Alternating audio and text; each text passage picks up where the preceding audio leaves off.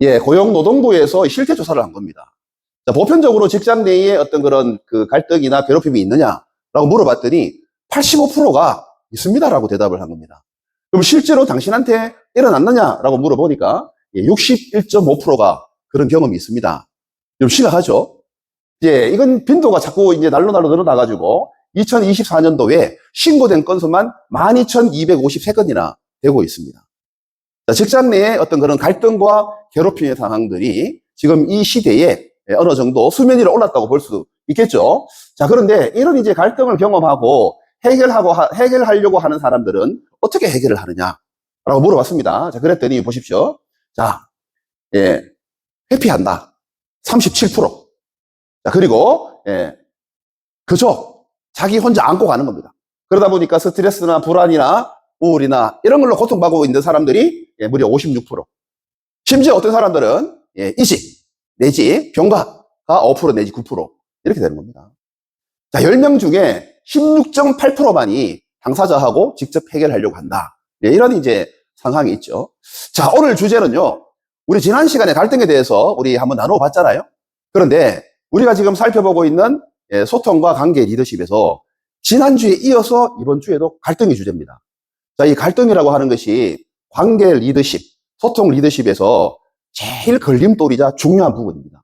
그래서 지난주에 이어서 이번 주에도 갈등에 대해서 우리가 살펴보는데 이 갈등을 어떻게 그것도 직장 내에서 우리 사업체에서 해결할 것인가 그걸 한번 나누어 보는 겁니다. 자, 갈등을 해결하는 방법 크게 두 가지로 나눌 수 있습니다. 크게 두 가지로. 자, 한 가지는 회피한다. 내가 눈 감으면 되지. 내가 참으면 되지. 이런 사람들이 의외로 많다. 자, 그런데 또 한 가지 극단적인 방법은 대립한다. 그런데 이 대립이 감정적인 충돌로 이어지는 겁니다. 왜 나를 괴롭히느냐 하면서 감정적으로 충돌하다 보니까 끔찍한 일도 일어나기도 하죠. 자, 그러면 이 두 가지 방법밖에 없겠느냐? 오늘은 이 두 가지의 방법을 넘어서 성경이 제시하는 제3의 길에 대해서 우리 한번 살펴보도록 하겠습니다. 자, 먼저 우리가 전제를 달아야 됩니다. 자, 갈등은 숨기기만 한다고 해서 해결되는 게 아닙니다. 갈등은 회피하게 되면은 거기에 따른 대가를 받게 된다는 거죠. 자, 어떤 내용인가 보겠습니다. 자, 갈등을 숨기게 되면은 더 커져요. 더 일이 커집니다. 크게 세 가지인데, 먼저, 자, 신뢰, 믿음이 깨진단 말이죠. 갈등이 생기다 보니까 상대방과 당사자와 그리고 회사 내의 신뢰성이 무너지게 됩니다. 자, 그런 조직은 건강한 조직이 아니겠죠. 그러다 보니까 갈등이 수면 아래에 들어가 있는 겁니다. 그런데 이 수면 아래에 들어가 있는 갈등은 임계점에 달하면 물이 99도까지는 끓지 않다가 100도가 되면 끓어서 폭발하듯이 갈등이라는 것도 한계가 있고 그리고 참는데도 끝이 있다는 겁니다. 그게 드디어 폭발할 때가 있다는 거죠. 그렇게 돼버리면 수습 불가 이런 상황이 된다는 겁니다. 자, 뿐만 아니라 의사결정을 왜곡하게 됩니다.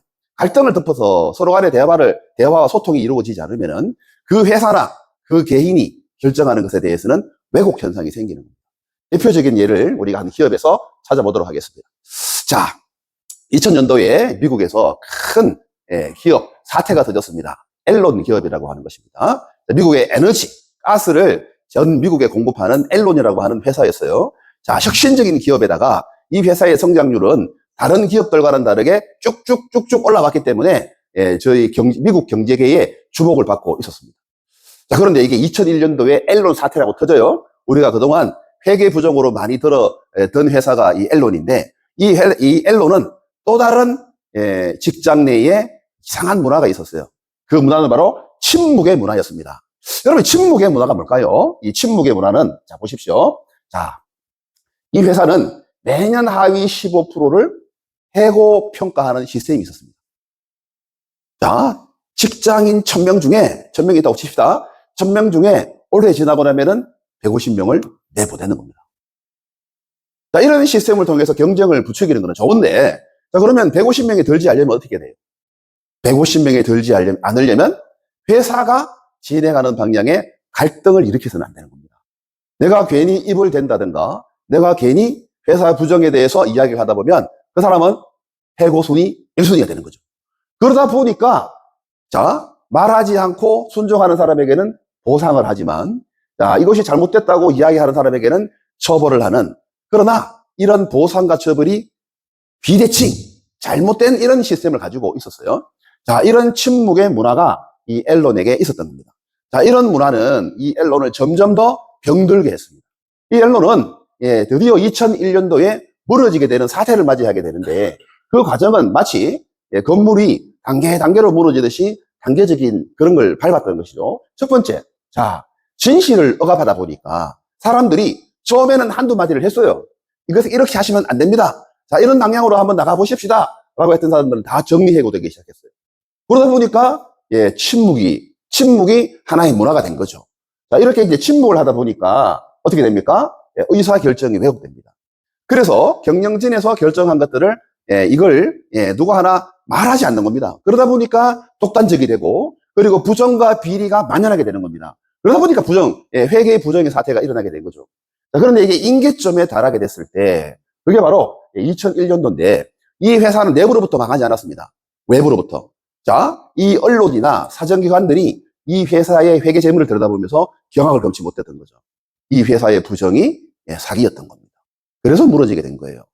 자, 침묵을 하게 된 대가는 이렇게 해서 이 회사가 무너지면서 신용 불량이 되고, 그러면서 이 법정 관리에 들어가게 되면서 투자자들과 직원들이 대량으로 해고되고 피해를 보는 사태를 맞이하게 된 것입니다. 침묵을 하게 되면 뭐가 따른다고요? 대가가 따른다는 것을 오늘 먼저 염두에 두고 시작하겠습니다. 자, 그러면 오늘 우리는 이런 갈등이 일어났을 때, 그러면 이런 회피하지 않고 또 감정적으로 충돌하지 않고, 그럼 어떻게 해야 이게 하나님의 말씀대로 우리가 따라가는 기준이 되겠느냐? 그 기준에 대해서, 성경적인 기준에 대해서 한번 살펴보도록 하겠습니다. 자, 예수님께서 극단적인 두 가지의 이 사례를 보여주셨어요. 자, 마태복음에 산상수훈을 통해서, 자, 화평케 하는 자는 복이 있나니 라고 말씀하시면서 우리는 이 세상의 피스메이커로서 존재한다 라고 말씀하셨습니다. 자, 우리는 이 세상에 화평을 주도하는 자가 되어야 됩니다. 자, 이런 예수님의 말씀에 따르면 예수님은 문제와 갈등을 일으키시지 않으셔야 되는데, 예수님께서 마지막 일주일, 종려주일을 지나서 이제 마지막 성전에서 일주일을 보내시면서 첫 번째로 한 행동은 바로 그 성전의 이 문제의 갈등과 마주치는 일이었어요. 그래서 성전에서 돈을 바꾸어 주는 자들, 자, 여기서 말하는 돈은요, 그때 당시 로마의 화폐를 성전에서 받지 않았어요. 그들은 성전의 화폐가 따로 있었던 겁니다. 그래서 내 돈을 성전에 있는 돈으로 바꿔야 되는데 그 수수료를 통해서 대제사장들이 배를 불렸던 겁니다. 그런 비리의 온상이었던 돈 바꾸는 자. 심지어 내가 집에서 고이 기른 동물조차도 마음대로 하나님께 희생제사를 드릴 수 없었어요. 비둘기조차도 여기 와서 사야 되는 거였죠. 자, 이런 비둘기 파는 자, 이런 자들을 다 내쫓으시고 갈등의 소지를 일으키시면서 그런 사두개인들과 그런 제사장들과의 문제를 통해서 십자가로 가신 겁니다. 자, 그러면 예수님은 왜 말씀으로는 화평케 하라고 하셨는데 이런 갈등을 일으키셨는가? 이게 오늘 우리가 살펴볼 성경의 핵심 이야기입니다. 자, 요 이야기를 스가랴스를 통해서 설명해 드리겠습니다. 자, 스가랴스에 보니까 이 말씀이 있어요. 자, 너희 성문에서 진실하고 화평한 재판을 베풀어라. 자, 우리가 세상에 어떤 갈등에 이런 일이 일어났을 때 우리에게 기억해야 될 성경의 말씀은 화평과 진실입니다. 자, 화평을 이루되 문제를 눈 감거나 그 문제에 대해서 소리내지 말라는 이야기가 아니에요. 자, 이 재판은 진실되고도 문제를 드러내고 그 문제를 통해서 더 발전하는 문제를 드러내는 재판이면서 모든 사람이 화평에 이르게 되는 그런 재판이 기준이란 말이죠. 회사 내에서 내가 직장 내 괴롭힘을 당합니다. 그런데 그 상사의 이런 여러 가지 것들이 부당하고 그리고 내가 이해할 수 없고 다른 사람들도 부당하다고 생각을 합니다. 그럼 어떻게 해야 됩니까? 내가 그 사람과의 이런 갈등 부분을 내가 정식으로 제기하고 진실을 드러내고, 그러나 그 사람과 등을 지거나 그 사람과 갈라서는 게 아니라 화평을 이루는 방법. 자, 그런 방법이 과연 존재할까요? 그런 방법을 써라 이 말이죠. 그게 오늘 주제예요. 그러니까 그런 방법은 도대체 어떤 방법입니까? 자, 역사적으로 한 예가 있습니다. 자, 여러분, 남아프리카 공화국이라는 나라 아시죠? 이 남아프리카 공화국이라고 하는 나라는 아파르테헤이트, 인종차별 정책으로 유명한 나라입니다. 자, 네덜란드 사람들이 와서 나라를 세웠어요. 그리고는 백인 위주의 정책을 썼는데 그들은 먹는 것과 마시는 것과 그리고 여러 가지 것들을 백인과 흑인으로 갈랐습니다. 심지어 백인이 가는 길이 다르고 흑인이 가는 길이 달랐어요. 버스를 타도 백인이 타는 버스와 흑인이 타는 버스가 달랐어요. 그렇게 법적으로 만들어 놓은 게 아파르테헤이트예요. 그렇다 보니까 그곳에 살고 있던 원주민들 얼마나 많은 차별을 당하고 멸시를 당하고 피해를 당했겠습니까? 여기에 항거해서 누가 일어났어요? 넬슨 만델라라고 하는 변호사가 일어나서 여기에 대해 부당함을 주장하다가 그런 무려 감옥에서 28년 동안 갇히게 되는 이런 이제 억울함을 당하게 된 거죠.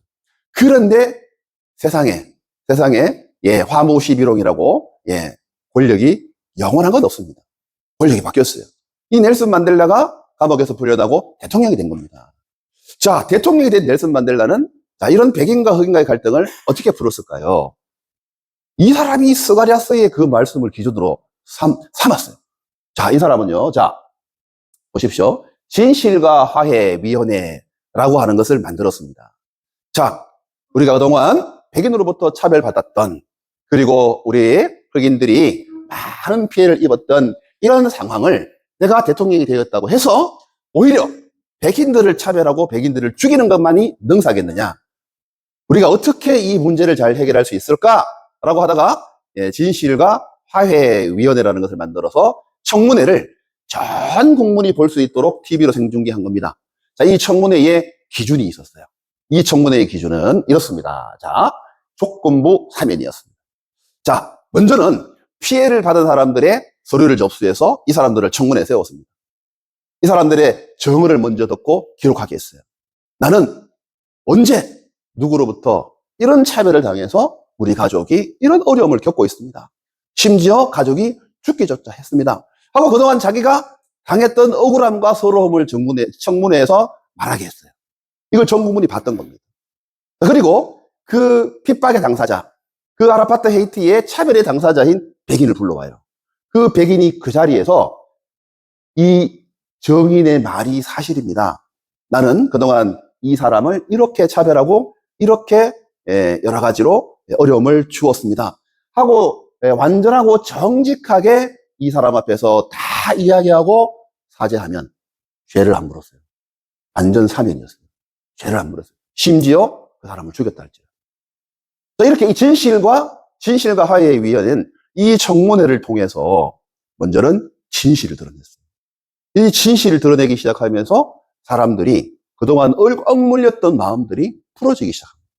그리고 그 사람을 처벌하고 죽이는 것만이 능사가 아니라 그 사람을 용서하는 장을 만들었던 거죠. 그 청문회에서. 자, 이 과정은 고통스러웠지만 국민들이 치유되어 가는 과정이었어요. 일본에 아주 비싸고 유명한 도자기가 있는데 이 도자기는 킨츠키 기법으로 만들어진 도자기라고 합니다. 여러분 이 도자기를 한번 보세요. 이 도자기는 왜 비쌀까요? 이 도자기는 멀쩡하고 그리고 기스 하나 없기 때문에 비싼 게 아니에요. 이 도자기가 금이 가고 깨어졌을 때 이 도자기를 조각조각 붙입니다. 뭘로 붙입니까? 뭘로 붙입니까? 금으로 붙입니다. 금으로. 자, 이 깨어진 조각이 금으로 붙여진 이 도자기는 깨어지지 않았을 때보다 훨씬 더 비싸고 가치 있는 하나밖에 없는 도자기로 탄생합니다. 자, 이런 도자기가 새롭게 탄생을 하듯이 보십시오. 자, 과거의 상처와 잘못이 진실한 고백, 이런 금 같은 고백을 통해서 오히려 공동체를 더 단단하게 결속시키는 뭐가 된다고요? 매개체가 된 거예요. 이 마치 남아공의 이 청문회는 이런 명품 도자기가 탄생하는 과정을 거치는 것과 같았던 겁니다. 여기에서 남아공은 이런 진실 위에서 새롭게 민주주의를 더 갈 수 있었고, 자, 이런 과정을 지켜보면서 넬슨 만델라와 함께 데스몬드 투투라고 하는 대주교는 이건 바로 아프리카의 정신, 우툰투다 이렇게 얘기했어요. 우분투. 여러분, 우분투가 뭔지 아세요? 아프리카 말로. 자, 상대방을 짐승처럼 대하면 나도 짐승이 된다 이 말입니다. 백인이 나를 짐승처럼 대했다. 그런데 나도 그 사람을 똑같이 대하면 나도 뭐가 된다? 나도 짐승이 된다. 그러나 아프리카에는 우분투라고 하는 철학이 있다. 우분투라고 하는 정신이 있다. 내가 인간으로 대접받으려면 나도 상대방을 인간으로 대접해라. 이게 성경이 뭡니까? 이게 바로 성경의 골든 룰. 내가 대접받고 싶은 대로 남을 대접하라. 라고 하는 말씀과 일맥상통하죠. 자, 이런 해결의 방법을 오늘 우리가 살펴본 교재의 4가지로 그 구체적인 해결 방법을 이야기했습니다. 첫 번째, 자, 문제와 사람을 분리해야 된다. 문제와 사람을 서로 우리는 같이 보죠. 그놈 때문에, 그 사람 때문에 이런 일이 일어났다 생각하고 그 사람을 문제의 근원으로 봅니다. 그런데 문제와 해결을 서로 분리를 하죠. 자, 성경에 보니까 느헤미야라고 하는 사람이 있습니다. 자, 이 사람은 느헤미야라고 하는 사람은 자, 바벨론의 포로로 잡혀갔던 사람이에요. 그런데 이 느헤미야는 고국으로부터 소식을 듣습니다. 먼저 스룹바벨이라고 하는 사람이 먼저 고국으로 돌아가서 성전을 세웠는데 이 성전을 보호하고 둘러싸야 할 성벽이 없어서 무너지고 회파되었다는 소식을 듣고 하나님 앞에 기도합니다. 하나님, 그 소식에 내가 마음이 너무 아파서 내가 어떻게 해야 될지 주님 앞에 내가 마음을 내려놓고 기도합니다. 라고 할 때 그가 바로 다시 이 유대의 총독이 되어서 돌아와요. 자, 유대의 총독이 되어서 돌아와서 그는 성벽을 52일 만에 그 성벽을 완성합니다. 어떻게 해야 52일 만에 이 성벽이 완수가 될 수 있었을까요? 자, 먼저 각자에게 맞는 분량의 성벽을 할당했습니다. 그래서 힘을 모아서 마음을 모아서 같이 서로 성벽을 건설했는데 내부 문제가 있었어요. 그 내부 문제가 뭐냐? 그 가나안 땅에 살고 유대에 살고 있던 사람들이 당시 많은 세금과 경제적인 어려움으로 돈을 귀족으로부터 지도자로부터 그리고 여러 가지 돈을 빌려서서 갚지 못하는 상황이 있었던 거죠. 자, 고대에 돈을 갚지 못하면 어떻게 됩니까? 돈을 갚지 못하면은 먼저는 집에 있던 모든 것들을 저당 잡아요. 그것도 안 되면은 집에 있던 식솔들을 데리고 갑니다. 그러다 보니까 사람들에게 이런 이제 내부가 하나가 될 수 없죠. 이런 귀족들이 이런 여러 가지 횡포와 전횡으로 말미암아 백성들이 부러지고 있었던 거죠. 자, 마음을 하나로 모아서 하나의 목표로 이루어 가야 되는 그런 상황에서 자, 이 백성들의 부르짖음이 느헤미야에게 들린 겁니다. 느헤미야가 이 소식을 들었습니다. 자, 느헤미야 5장 6절에 내가 백성의 부르짖음과 이런 말을 듣고 화가 난 거예요. 크게 분노하였으나. 자, 우리가 갈등 상황이 생기면 뭐가 생겨요? 화가 생기죠. 그런데 그 화는요, 자, 보십시오. 자, 문제를 발견하게 하는 하나님의 방법이었어요.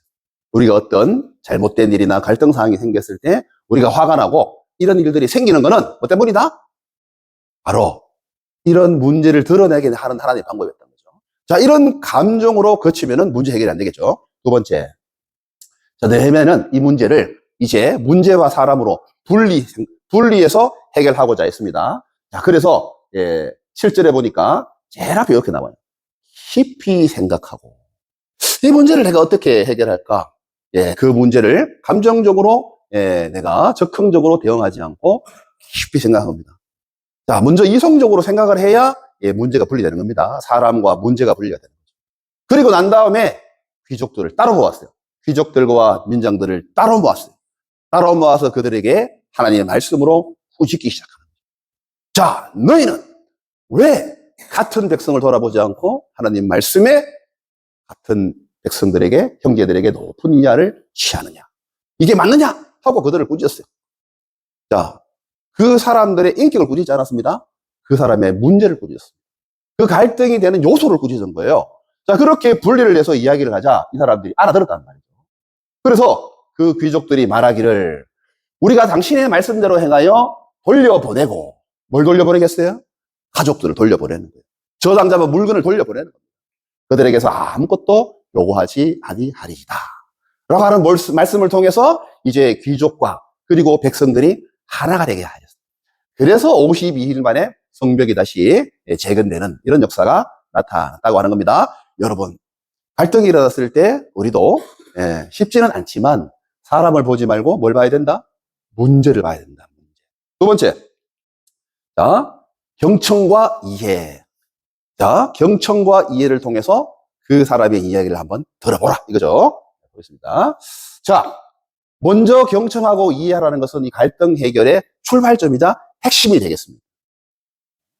자, 상대방의 논리를 반박하기 위해서 들으라는 게 아닙니다. 자, 왜 그렇게 생각하는지 깊이 공감하는 절차가 필요하다는 겁니다. 미국의 손해배상 제도는 우리나라하고 틀립니다. 자, 우리나라는, 이 기업과 고객 간, 또 기업과 기업 간에 어떤 손해가 발생했을 때, 자, 우리나라는 그 입증 책임이 그 소를 제기하는 사람한테 있습니다. 이 사람이 자기의 손해봤던 것을 증명하고, 그리고 나서 거기로부터 법원으로부터 결정을 받아서 손해배상을 받는 거죠. 그래서 우리나라는 손해를 배상받기가 굉장히 어렵고, 받아도 아주 조금 받습니다. 근데 미국은 우리와 정반대의 시스템을 갖추고 있어요. 자, 먼저 내가 손해를 받았다고 그 회사를 상대로, 여기는 병원입니다. 병원을 상대로 해서 내가 손해배상, 의료사고로 내가 손해를 받았습니다 하고 법원에 제소를 하면 그 입증 책임이 병원에 있습니다. 병원이 우리는 이런 절차를 따라서 이렇게 해서 우리는 정식적으로 법을 어기지 않고 이렇게 했기 때문에 이 사람에게 법적인 책임은 없습니다. 그러니까 누가 질 확률이 많아요? 병원이 질 확률이 많아요. 그래서 미국은 소송의 천국이라는 게 이런 말이에요. 무조건 소송을 제기하고 나면 그 입증 책임이 그 손해를 끼친 사람에게 있는 겁니다.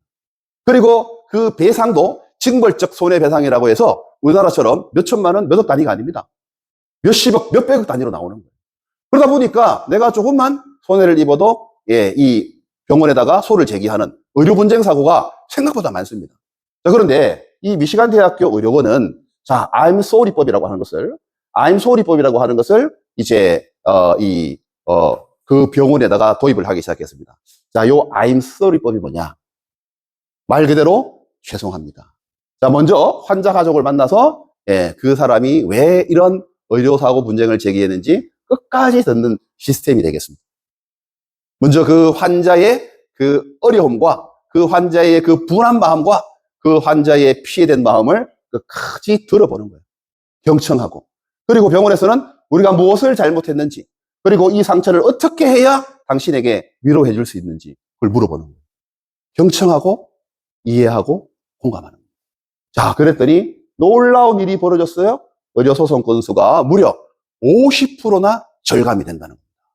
50%나. 자, 그리고서 환자들에게 이 막대한 배상금 대신에 정말 진심 어린 이해와 사죄의 마음을 담아서 그 사람들을 치료했다 이 말입니다. 자, 그러면 우리도 마찬가지겠죠. 사람과 사람 사이 직장 내에서 일어나는 이런 여러 가지 일들이 정말 법적으로만 해결될 수 있겠느냐. 아까 우리 첫 번째 이야기했던 기사에 그 우리 우리 여직원이 정말 직장 상사로부터 내가 참 정말 모르고 내가 당신한테 이런 실수를 했습니다 하고 진심 어린 사과와 그리고 반성을 했더라면 바로 그 여직원이 그렇게 자살을 했겠느냐 우리가 생각해 볼 수 있죠. 자, 우리 세 번째, 감정을 조절하라. 이게 사실 쉽지 않죠. 감정은. 근데 왜 우리가 감정부터 앞서는지 한번 보시기 바랍니다. 자, 우리 뇌 구조가 그래요. 뇌 구조가. 자, 위협을 감지하면 우리 편도체라고 하던 것이 활성화되어서 전두엽이 기능이 마비되는 거예요. 이게 조금 내가 쉽게 말을 해볼게요. 자, 어떤 사람과 갈등이 생기고 다툼이 생겼어요. 그런데 너무 화가 나면 뭐가 마비된다고요? 요 이성적인 생각을 담당하는 전두엽이 마비가 돼요. 화는 나는데 말을 못 하는 거예요. 그럼 뭐 해야 돼요? 소리 지르는 거예요. 남편들이 뭘 잘못했어. 아내가 이거를 지적을 하면 왜 거기에 대해서 이 대처를 못하고 소리부터 지를까요? 요가 마비되기 때문에. 요가 마비되기 때문에 그렇게 나오는 거예요. 자, 우리가 이런, 그 인체의 어떤 그런 기능을 이해하면 왜 소리 지르는지 이해할 수 있겠죠. 자, 그러면 그런 이 감정을 우리가 이제 어떻게 담당할 수 있겠느냐. 자, 보겠습니다. 자, 기업의 예를 통해서 한번 보겠습니다. 자, 여러분, 인텔이라는 회사 아시죠? 자, 이 인텔이라고 하는 회사가 처음에는 반도체를 만드는 회사였어요. 반도체를 만드는 회사가 CPU를 만들게 된 계기가 이 사람 때문입니다. 앤디 그로버라고 하는 사람 때문에. 이 사람이 이제 CEO로서 이 인텔에 등장했어요. 그런데 그때 당시 일본이 반도체를 이제 인텔이 만드는 그 메모리 반도체를 위협하는 수준으로 성장했던 겁니다. 그래서 일본에서 만든 반도체가 저가 공세로 전 세계에 공략을 했기 때문에 인텔이 너무 위협적이고 흔들리는 사태를 맞이하게 된 거죠. 자, 이럴 때 이 앤디 글로브가 이 가지고 온 게 건설적 대결의 핵심 원칙이었습니다. 자, 이게 뭐냐? 여러분 잘 설명하시고 여러분들도 한번 적용해 보시면 좋겠습니다. 자, 직원들이 이걸 어떻게 해야 될까 하고 직원들이 서로 이야기하다가 언성도 높이고 감정도 하고 뚜껑 열리는 일도 생기고 막 그랬단 말이에요. 그렇게 해서는 대화가 안 된다. 회의가 안 된다. 그래서 원칙을 정했습니다. 자, 지금부터는 지위가 아닌 지식이 말하게 하라. 자기가 말을 하려면 내가 사장이기 때문에, 내가 부장이기 때문에, 내가 팀장이기 때문에 우선권이 주어지는 게 아닙니다. 내가 말할 수 있으려면 내가 그 말하는 근거를 가지고 와야 돼요. 데이터를 가지고 오고 지식을 가지고 와서 내가 말하는 근거는 이렇습니다. 라고 주장을 하게 했단 말이죠. 그러니까 실질적인 문제에 대해서 접근을 하게 된 거죠. 자, 그렇게 하다가, 자, 이렇게 하다가도 뚜껑 열려요, 안 열려요? 이렇게 하다가 뚜껑 열리는 게 있겠죠. 그리고 나면은, 이제 앤디 글로브라고 하는 그 CEO가 이제 잠시 쉽시다. 지금부터 15분간, 지금부터 20분간 머리 식히고 오겠습니다. 그래서 이제 이 감정이 올라갈 만한 상황에서 낮추는 거예요. 그래서 감정과 사실에 대해서 분리를 하기 시작했습니다. 자, 이런 회의의 방법을 계속해서 이야기를 하고 이 인텔의 문화를 바꾸기 시작했어요. 자, 그러다가 자, 이제 그 직원들에게 물었습니다. 자, 우리 회사가 일본의 위협을 넘어서서 어떻게 하면은 우리가 여기에서 살아남을 수 있겠느냐라고 물어보았습니다. 그랬더니 많은 사람들이 이구동성으로 하는 말이 메모리를 포기해야 됩니다. 우리는 저가 메모리를 따라갈 수 없습니다.